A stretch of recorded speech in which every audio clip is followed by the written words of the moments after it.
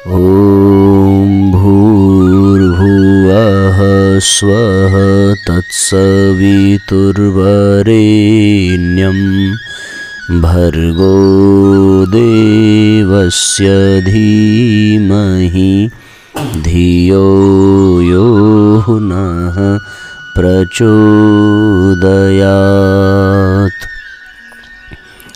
ओम सद्गुरुचरणकमलेभ्यो नमः।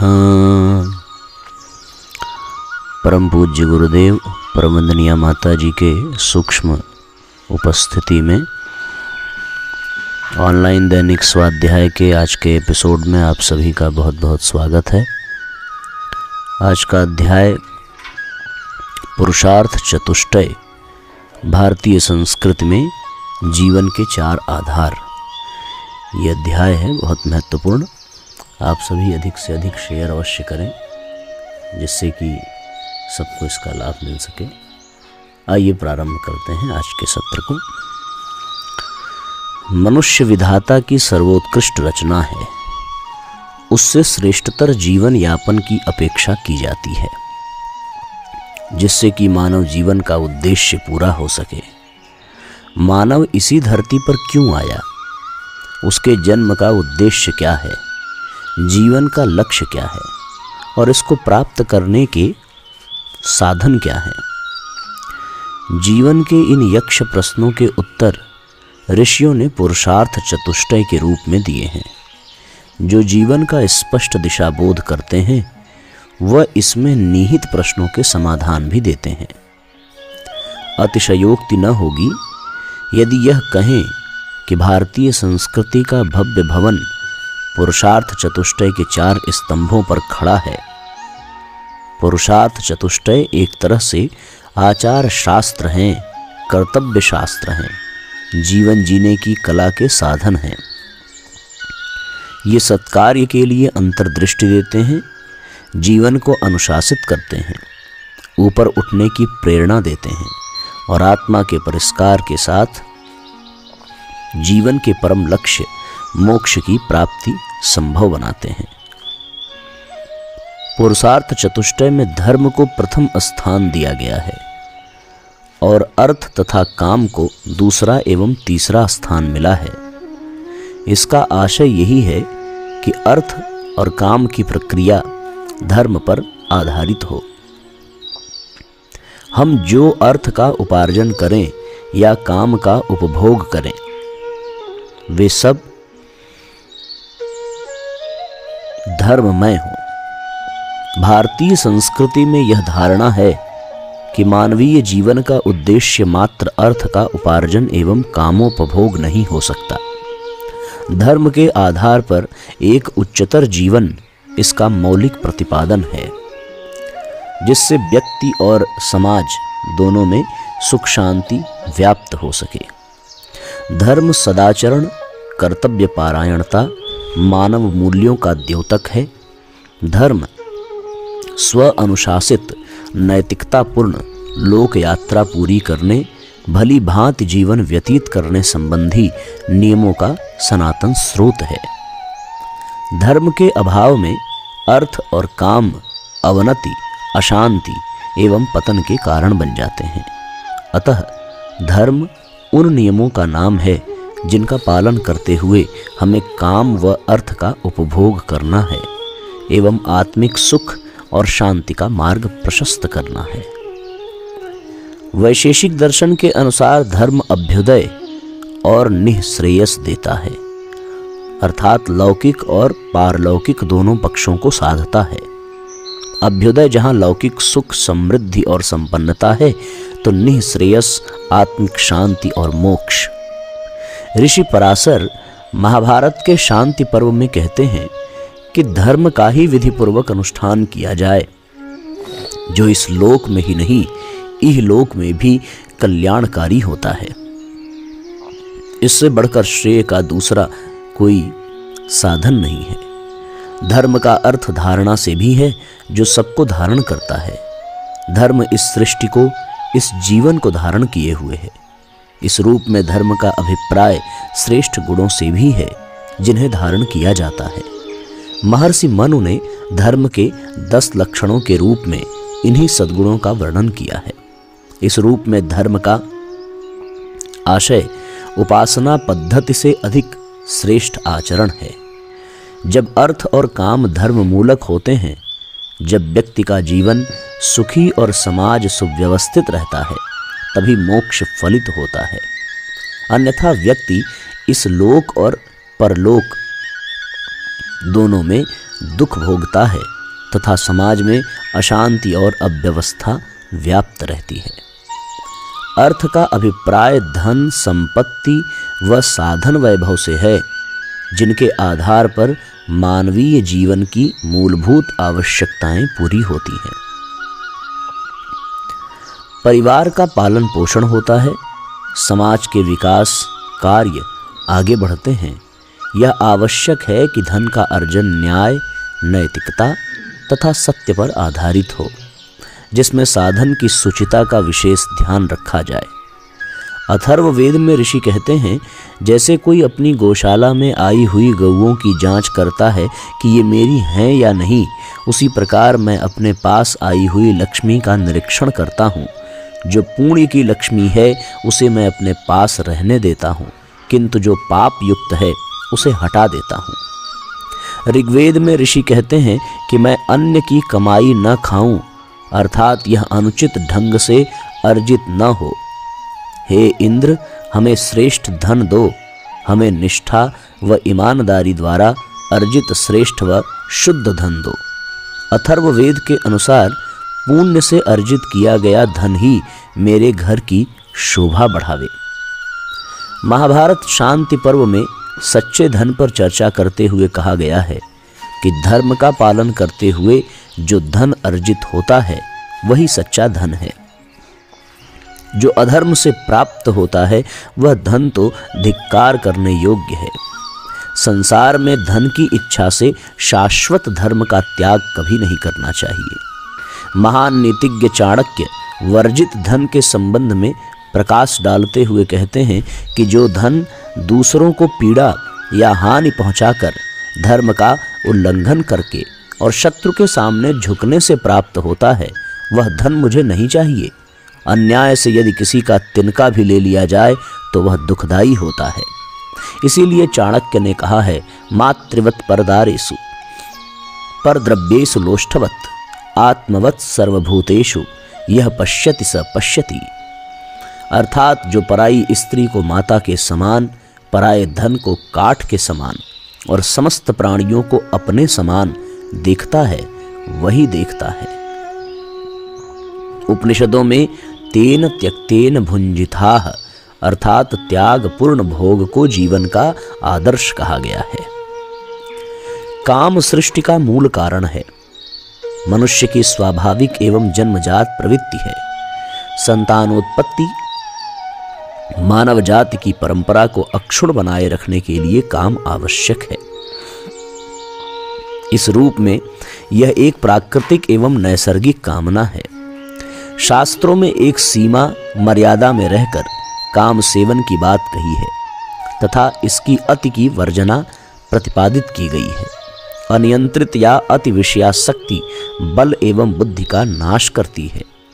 विषय वासना में फंसे व्यक्ति की अनिर्वचनीय हानि होती है। फिर भोग कभी तृप्त नहीं होते। भर्तृहरि ने कहा है, भोगा न भुक्ता वयमेव भुक्ताः, अर्थात भोगों को भोगने से मनुष्य तृप्त नहीं होता अपितु स्वयं जर्जरित हो जाता है। मनु महाराज के शब्दों में भोगने से इच्छाओं की तृप्ति कभी नहीं हो पाती, वरन घृत से अग्नि के तीव्र होने के समान ही इच्छा बढ़ती चली जाती है। भगवान श्री कृष्ण ने काम को बहुत खाने वाले महापापी तक कहा है। इसके वशीभूत जीवन को दुखद परिणति चारित्रिक पतन एवं कलंकित जीवन के रूप में होती है। महाभारत में स्पष्ट निर्देश है कि अपनी इंद्रियों को वश में न रखना विपत्ति का मार्ग है और उनको अधीन रखना संपत्ति का मार्ग है। धर्म युक्त काम संयम का मार्ग है, जो स्वास्थ्य ठीक रखता है, मन को निर्मल तथा चित्त को शांत करता है। संयमित मर्यादित सदाचारी जीवन ही मनुष्य का आदर्श है। धर्मयुक्त काम ही मोक्ष का द्वार है। मोक्ष पुरुषार्थ चतुष्टय में चौथे स्थान पर है। यह जीवन का उच्चतम उद्देश्य, परम साध्य है। मोक्ष जीवन की यात्रा का मुख्य गंतव्य, अंतिम लक्ष्य है। मोक्ष जन्म मरण के बंधन, संसार चक्र, मृत्यु के अंतहीन गतिशील चक्र से मुक्त या पार होना है। न्याय दर्शन में दुख से छूटने का नाम ही मोक्ष कहा गया है। यह मानव जीवन की परम उपलब्धि है। भारतीय परंपरा के सभी दर्शन इसका प्रतिपादन करते हैं। गृहस्थ में रहते हुए भी सात्विक, संयमित एवं सदाचारी जीवन जीते हुए इसे प्राप्त किया जा सकता है। अर्थ एवं काम का धर्मयुक्त आचरण इसका राजमार्ग है। इस अध्याय के अंत में एक छोटी सी कहानी। यद्यपि आप सबने देखा कि धर्म, अर्थ, काम और मोक्ष की बड़ी सुंदर व्याख्या इस अध्याय में की गई है। धर्म क्या है? जो धारण करता है। काम, अर्थ धर्मयुक्त होना चाहिए। तत्पश्चात जीवन में मोक्ष की प्राप्ति होती है। भवन में मकड़ियों के जाले, शिशुओं का शौच व पशुओं का गोबर आदि देख श्रुतिधर को घर में अमंगल दिखाई दिया और घर छोड़कर चल दिया। समीप के गांव में जाने पर वहां भी इसी तरह का दृश्य देखने पर वन की ओर प्रस्थान कर गया। रात्रि वन में शांतिपूर्वक व्यतीत करने पर प्रातः उसने पाया कि वहां जंगली जीवों द्वारा आखेट किए गए पशुओं की हड्डियां पड़ी हुई हैं। फलतः वहां भी उसका मन नहीं रुचा और आगे बढ़ने पर उसे एक स्वच्छ सलीला नदी दिखाई दी। यहाँ उसने रहने का मन बनाया था कि थोड़ी ही देर में एक शव बहकर आता हुआ दिखाई दिया। यह दृश्य देखने पर श्रुतिधर का हृदय घृणा से भर उठा और उसे सर्वत्र सृष्टि में अमंगल ही अमंगल दिखाई दे रहा था। अब कहाँ जाए जब सर्वत्र अमंगल ही है। ऐसा सोचते सोचते उसे लगा कि यह सृष्टि जब रहने के लायक ही नहीं है तो यह जीवन ही समाप्त कर दिया जाए। ऐसा निर्णय लेकर वह अपना जीवन समाप्त ही करने जा रहा था कि उधर से गुजर रहे एक भद्र पुरुष ने उसे ऐसा करने से रोककर वजह पूछी। श्रुतिधर ने सारी आप बीती बता दी। भद्र पुरुष ने कहा, हे युवक, तुम्हारे मरने से तो अमंगल ही होगा। क्या तुम्हें उससे शांति मिलेगी? वस्तुतः यह सृष्टि अमंगल की अपेक्षा मंगलमय अधिक है। केवल नजरिए को परिवर्तित करने की जरूरत है। घर में रहकर सुयोग्य नागरिकों का निर्माण, गांव में शिक्षा व संस्कृति का विस्तार, वन में उपासना की शांति और जल से प्रदूषण का प्रक्षालन, प्रकृति की प्रेरणा यही तो है कि सृष्टि में जो मंगल है उसका अभिसिंचन, परिवर्धन व विस्तार हो और जो अमंगल है उसका शुचि संस्कार हो। यदि तुम इसमें जुट पड़ो तो अशांति का प्रश्न ही शेष न रह जाए। श्रुतिधर को यथार्थ का बोध हुआ। वह घर लौटकर मंगलमयी साधना में रत हो गया। इस प्रकार से ये अध्याय साथियों पूर्ण हुआ। अपने आप में बहुत ही आनंददायक अध्याय था, बहुत ही प्रेरणास्पद। एक छोटा सा अध्याय और हम लोग पढ़ेंगे, विज्ञान से अध्यात्म की ओर।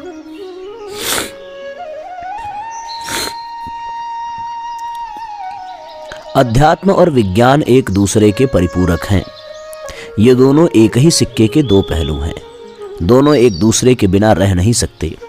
इन दोनों के पारस्परिक अन्योन्याश्रित सहयोग पर ही इस धरती का भविष्य भी टिका है। अध्यात्म एक उच्च स्तरीय विज्ञान है। समस्त ब्रह्मांड में मनुष्य ही एक ऐसा प्राणी है जो भौतिक एवं अध्यात्म दोनों ही विधाओं का सर्जक, पोषक एवं व्यवहार करता है। मनुष्य अध्यात्म और विज्ञान के बीच की कड़ी है। मनुष्य की देह के परे इंद्रियां, इंद्रियों के परे मन, मन के परे बुद्धि तथा बुद्धि के परे सूक्ष्म शरीर व आत्मा है। ये सभी अंग प्रत्येक कार्य, व्यवहार एवं गुण दोष के आधार पर एक दूसरे से भिन्न होने पर भी परस्पर जुड़े होते हैं। शरीर व इंद्रियां मन और बुद्धि के अनुरूप भौतिक कार्यों में लगे रहते हैं। सूक्ष्म शरीर व आत्मा आध्यात्मिक उद्देश्यों की पूर्ति करते हैं। चेतना का परिष्कार ही अध्यात्म है। अध्यात्म की कल्पना उस कामधेनु के रूप में की जाती है जिसका दूध वेद रूपी ज्ञान विज्ञान है। स्वाध्याय के माध्यम से इस ज्ञान विज्ञान रूपी दुग्ध का सेवन किया जा सकता है। स्वाध्याय से ज्ञान एवं विवेक की जागृति होती है और ऊर्जा की प्राप्ति होती है। चूंकि सामान्य जन इस ज्ञान रूपी दुग्ध को पचाने में असमर्थ होते हैं, इसीलिए शास्त्रों और पुराणों को स्मृतियों के रूप में सहज एवं सरल बनाकर ग्राह्य बनाया गया। कालांतर में जब लोगों में उनके प्रति अश्रद्धा जगने लगी तो मनीषियों ने उसे विज्ञान की कसौटी पर कसा। ऋषियों ने उपनिषद के नाम से उन सिद्धांतों को दधि के रूप में संग्रहित किया। इस दधि का मंथन भगवान श्री कृष्ण ने किया और गीता के रूप में समस्त संसार के समक्ष पेश किया। अध्यात्म और विज्ञान के इस अद्भुत मिलन को सभी धर्म और संप्रदाय के लोगों ने सहज रूप में स्वीकार किया है। मानव मन और प्राण से ऊंची चेतना है। यह चेतना शुद्ध, महान एवं दिव्य है तथा जो मानव की सामान्य मानसिक प्राणिक प्रवृत्तियों से परे है वह अध्यात्म कहलाता है। आत्मा के भीतर उठती हिलोर जब निम्न भावों की क्षुद्रता से निकलकर किसी अदृश्य चेतना की ओर बढ़ती है, तब मनुष्य उस महत्तर चेतना के प्रति जागरूक होना प्रारंभ कर देता है। अध्यात्म में प्रविष्ट होने के लिए हृदय की पवित्रता आवश्यक है। इसके लिए आत्मा में सच्ची अभिप्सा जागृत करनी होती है। वैसे तो अनंत और असीम के आध्यात्मिक सत्य में पूरी तरह प्रवेश कर पाना संभव नहीं है, फिर भी अंतस चेतना जागृत होने के बाद दिव्यता एवं पावनता का अनुभव होता है। यह भाव व्यक्तिगत मानदंडों से ऊंचा होता है। इसे 3 भागों में विभाजित किया जा सकता है। सबसे नीचे है शारीरिक जीवन, जो आवश्यकताओं और कामनाओं से बंधा है। मध्य में है मानसिक यानी उच्चतर भावों का जीवन, जो महत्तर अभिरुचियों, अभिप्साओं, अनुश्रुतियों और विचारों से सराबोर है। शिखर है गहनतर चैत्य और आध्यात्मिक स्थिति। आध्यात्मिक जीवन में जब चेतना की अभिव्यक्ति होती है तो इच्छाएं, वासनाएं लुप्त होने लगती हैं। इसके बाद आत्मा परमात्मा से तादात्म्य कर लेती है। अनंत का विशाल स्वरूप उसमें उमड़ने घुमड़ने लगता है। सदियों पूर्व से भारत का आदर्श अध्यात्म पर आधारित रहा है। अध्यात्म का आदर्श भी विज्ञान से संबंधित है। यदि अध्यात्म के आदर्श के साथ मानव की वैज्ञानिक उपलब्धियों को भी समाहित कर लिया जाए तो नवीन आयाम प्रस्तुत किए जा सकते हैं। संपूर्ण विश्व में देश को इस क्षेत्र में अपना स्थान सुनिश्चित करने के लिए अध्यात्म के साथ आधुनिकतम शोध एवं अनुसंधानों को भी साथ लेकर चलना चाहिए। पश्चिम के आदर्श हैं प्रगति, स्वाधीनता, समानता, अर्थ एवं उपभोग। ये सभी विज्ञान के चमत्कार हैं जिन्हें आत्मसात करते करते भौतिकवादी ऊब चुके हैं। भौतिक रूप से संपन्न मानव अब अध्यात्म हेतु भटक रहा है। आज की भौतिक उपलब्धियां हमारे मन को शांति प्रदान करने में अक्षम साबित हुई हैं। मन की शांति अध्यात्म की ओर मुड़ने के बाद ही प्राप्त हो सकती है। विज्ञान के उपलब्धियों के साथ यदि अध्यात्म का सामंजस्य हो जाता तो संपूर्ण मानव जाति का कल्याण हो जाएगा। आध्यात्मिक आनंद दिखावे रहित परोपकार, त्याग, प्यार एवं करुणा के भावों से ही प्राप्त किया जा सकता है। वर्तमान समय में आध्यात्मिक क्रांति अपने अवसर की प्रतीक्षा में है। जब तक यह क्रांति नहीं होती तब तक परिवर्तन संभव नहीं है। अतः प्रकृति एवं मानव की समस्त ऊर्जा का उपयोग करने के लिए अध्यात्म एवं विज्ञान का सामंजस्य सुखद होगा। भौतिक संसाधनों के सदुपयोग एवं सुनियोजन में ही विज्ञान की उपादेयता है। इससे हमारा दैहिक जीवन स्वस्थ एवं पुष्ट होता है। स्वस्थ शरीर में स्वच्छ मन, निर्मल भाव का विकास संभव है। मन एवं भाव का परिष्कार ही अध्यात्म है। इस प्रकार विज्ञान से अध्यात्म की ओर की यात्रा सहज, सरल हो जाती है। अध्यात्म और विज्ञान के समन्वय पर ही मनुष्य के जीवन का सर्वांगीण विकास टिका हुआ है। हम सभी अपने जीवन में अध्यात्म की महत्ता के साथ साथ विज्ञान की उपादेयता को संबद्ध करके जीवन में आगे बढ़ें। छोटी सी कहानी है कि एक दिन भिक्षु संग्राम ने भगवान बुद्ध से पूछा, संसार के प्रमाद में पड़े हुए की क्या पहचान है? भगवान बुद्ध ने समय आने पर बताने के लिए कहा। दूसरे दिन कुंडिया नगर की कोलीय पुत्री सुप्पवासा के यहाँ उनका भोज था। भगवान बुद्ध की कृपा से सुप्पवासा को पुत्र प्राप्ति हुई थी। बुद्ध ने सुप्पवासा से पूछा, बेटी सुप्पवासा, तू कितने और पुत्रों की कामना करती है? सुप्पवासा ने कहा, भगवान मेरे 7 पुत्र और हो तो अच्छा है। संग्राम निकट ही बैठे थे। कल तक जो प्रसव पीड़ा से बुरी तरह व्याकुल थी, आज पुनः पुत्रों की कामना कर रही है। यह सुनकर उनने आश्चर्य से भगवान बुद्ध की ओर देखा। बुद्ध ने हंसकर कहा, भंते, मनुष्य नित्य अपनी कामनाओं को पूर्ण अपूर्ण होते देखता है, तब भी नई कामनाओं के मोह से मुक्त नहीं होता। यही प्रमादी का लक्षण है। इस तरीके से साथियों आप देख सकते हैं कि हमारे जीवन में हमारे द्वारा न जाने कितनी त्रुटियां होती रहती हैं, उनके नाते हमारे जीवन में कितने कष्ट दुख आते रहते हैं। अब ऐसी स्थिति में ये प्रमाद का प्रमाण ही तो है। आइए गायत्री मंत्र पढ़ें, परमात्मा से प्रार्थना करें कि कम से कम हम अपने जीवन में प्रमाद को दूर कर सकें। ओम भूर्भुवः स्वः तत्सवितुर्वरेण्यं भर्गो देवस्य धीमहि धियो यो नः प्रचोदयात्। सभी आत्मीय बंधुओं को बहुत बहुत प्रणाम, बहुत बहुत नमस्कार। सबका मंगल हो। शुभ रात्रि। ओम भूर्भुवः स्वः तत्सवितुर्वरेण्यं भर्गो देवस्य धीमहि धियो यो नः प्रचोदयात्। हम ईश्वर को सर्वव्यापी न्यायकारी मानकर उसके अनुशासन को अपने जीवन में उतारेंगे। शरीर को भगवान का मंदिर समझकर आत्मसंयम और नियमितता द्वारा आरोग्य की रक्षा करेंगे। मन को कुविचारों और दुर्भावनाओं से बचाए रखने के लिए स्वाध्याय एवं सत्संग की व्यवस्था रखे रहेंगे। इंद्रिय संयम, अर्थ संयम, समय संयम और विचार संयम का सतत अभ्यास करेंगे। अपने आप को समाज का एक अभिन्न अंग मानेंगे और सबके हित में अपना हित समझेंगे। मर्यादाओं को पालेंगे, वर्जनाओं से बचेंगे, नागरिक कर्तव्यों का पालन करेंगे और समाजनिष्ठ बने रहेंगे। समझदारी, ईमानदारी, जिम्मेदारी और बहादुरी को जीवन का एक अविच्छिन्न अंग मानेंगे। चारों ओर मधुरता, स्वच्छता, सादगी एवं सज्जनता का वातावरण उत्पन्न करेंगे। अनीति से प्राप्त सफलता की अपेक्षा नीति पर चलते हुए असफलता को शिरोधार्य करेंगे।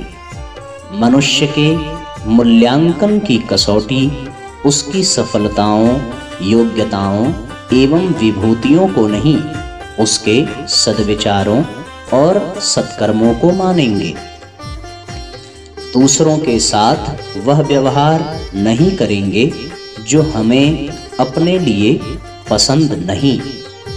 नर नारी परस्पर पवित्र दृष्टि रखेंगे।